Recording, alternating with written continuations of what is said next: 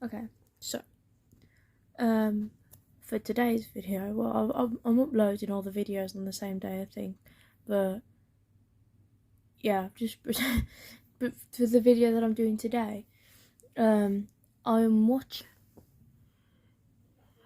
You can see me. Basic radio studio training idiot's guide tutorial, and it is made by this YouTuber, so go show them some support.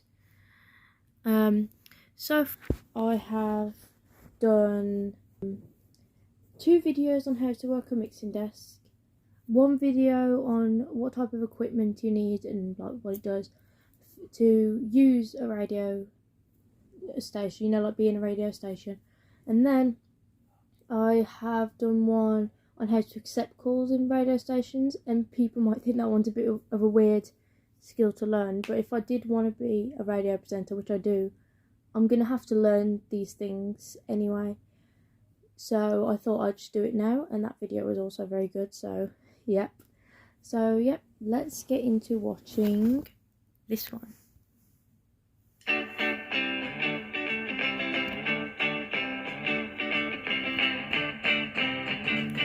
Studio 2 at the Sheffield Live radio station.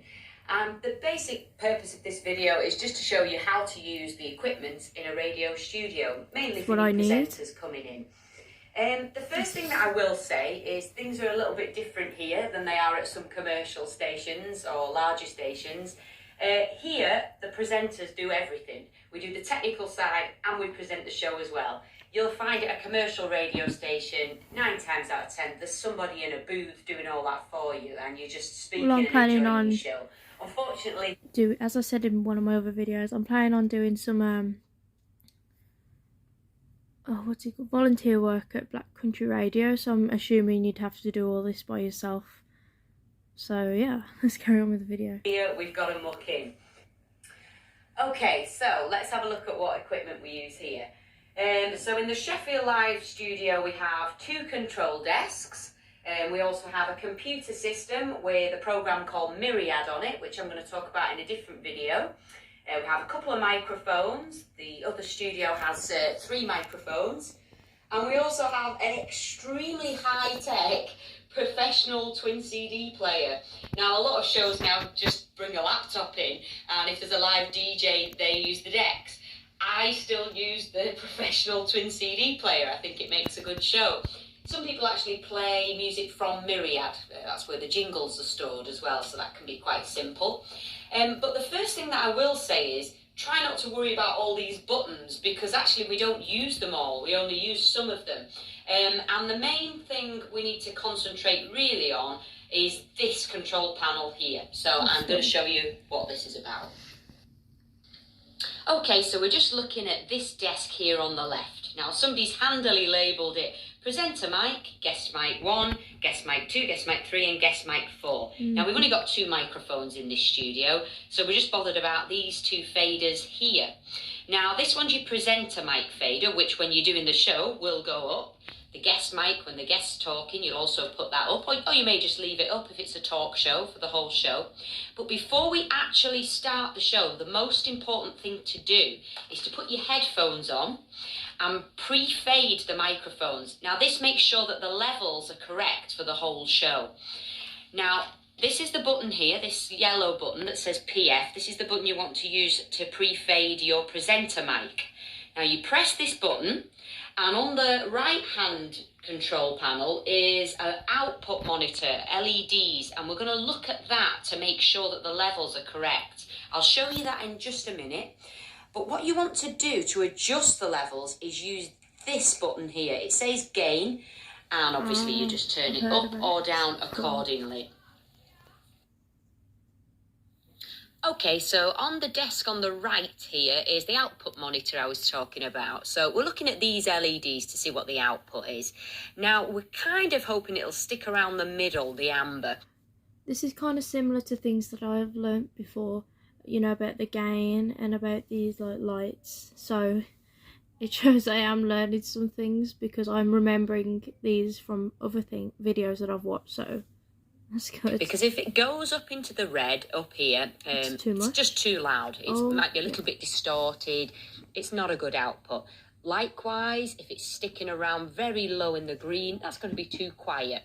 So we're really hoping it stays around 0 in the amber. At least that's how we do it at this radio station. It might be slightly different at other stations, but you just use your gain on the left-hand control panel, as I showed you earlier, to change this. And the same applies when you're using CDs as well. Okay, now if you're a little bit old school, like me, you might want to use the twin CD player. A lot of people do, actually. Now, it's pretty simple to use. What we want to do is... This might sound a bit weird, but when I was in primary school, we actually had like a CD player. It's not quite like this, but it was a bit similar. And I have used that before. So I might actually remember some of this. But it is a different type, so I might not know how to use this one. But I used to be the student that used to work on the CD player for when we used to do like hymns and songs and stuff. So yeah, well, that was just for a little bit, but let's see if I remember. Put our CD in. It doesn't play immediately, it just cues it up. You have the option of single or off. If it's on single, it's just going to play one track. If you've released that button, it'll play right through. Sometimes me and Graham, my co-host, do that when we're off to make a cup of tea, but don't tell anyone. But usually you have it on single. Now, don't press play just yet. You need to make sure that... This is a bit different, but yeah, it's still a little bit similar because it was a massive one, but I'm still learning some things because I haven't seen some of these types of buttons before. The right fader is up on the desk for that particular CD. Now then, we'll just go back to the desk I showed you earlier here. Now on this particular desk, this is the corresponding fader. So you make sure that that fader's up, and then all you want to do really is press play.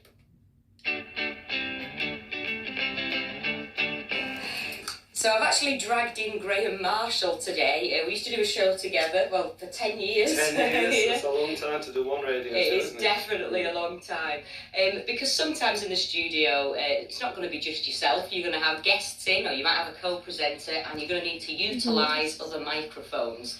This is a great mic, actually, condenser mic. It picks pretty much everything up.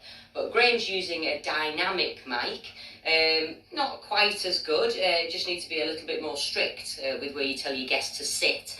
The first thing you need to do, as I said before, is put your headphones on.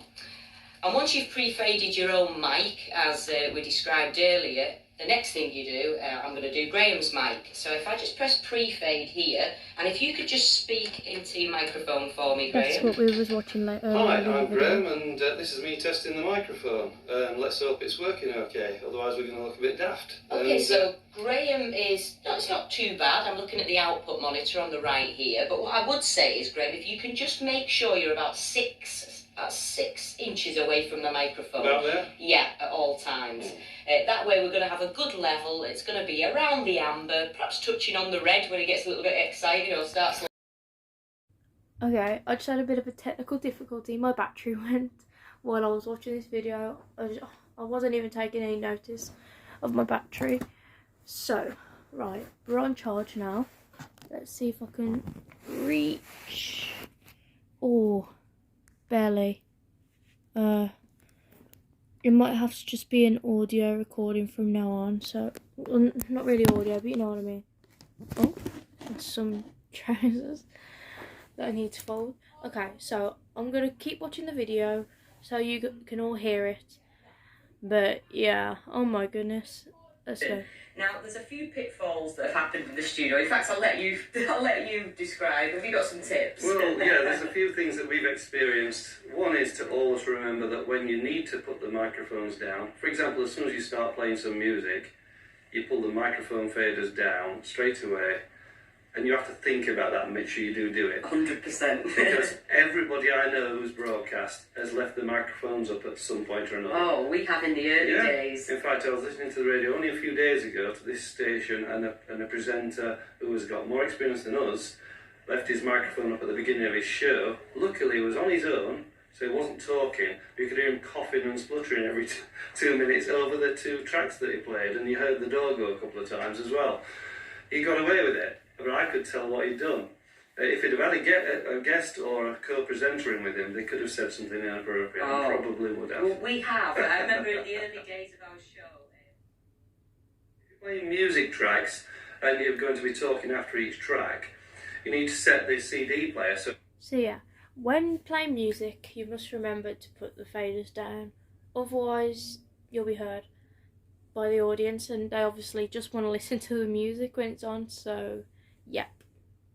It's on single track play, and sometimes people forget to do that. And the faders was those sliding buttons that we learnt at the start of the video, and what I've learnt in other videos that I've been watching. So yeah. If you forget to do that and you've not got your headphones on, you're listening to the track with the fader up and that, and you decide to start talking, you put your microphone faders up, and that instantly cuts out the monitors in the studio. That's right. And completely unbeknown to you, the next track of music is playing. So you're talking, you might be interviewing somebody, and in the background there could be some thrash metal. Yeah, and it'll be as loud as it would normally be, so you can't hear the person talking. And the people in the studio are completely unaware of that because they've not got the headphones on. Yeah. I've seen that happen, and I had to ring in. There was one show where they did it for. The other tip I've got is, although guests usually do what they're told, often people will start looking at other people when they're talking about them. Yeah, so they'll say a band's in the studio and they say, yeah, Judd, the drummer, did whatever, and they've turned their head away from the microphone, and instantly that goes quieter. Mm-hmm. And as they turn back, in the middle of a sentence it goes louder, and then they turn back and look at Judd again, and it's gone quiet, and they turn back again. That is terrible, and it's also difficult to edit to make it sound right later. Okay, so always make sure that when you're talking, you always keep facing the microphone. That's what I think they're basically saying.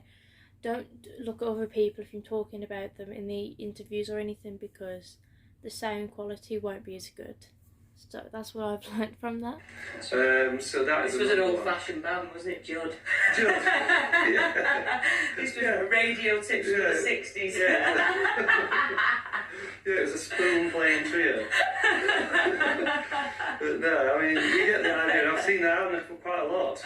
Yeah, no, so you've really got to watch the bands or guests, because they're not experienced and they don't know what's really happening. Yeah.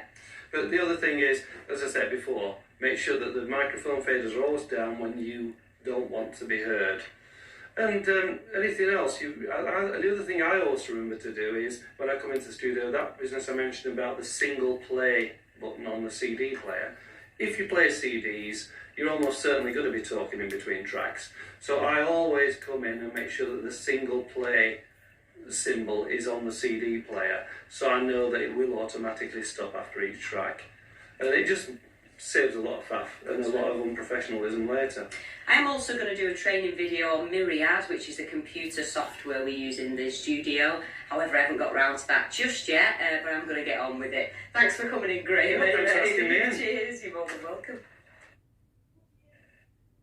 Okay, so this video is over now, but thank you so much to this channel for this video. I've learned so much on how to use the equipment, what equipment there is. For example, I know that I learned a lot about the faders, the gain, how to use the microphones, the CD player, everything like that. So yeah, this was a very useful video. I'm learning so much. I had no idea about any of this before I started these skills thing for my blog. So thank you for watching. Thank you.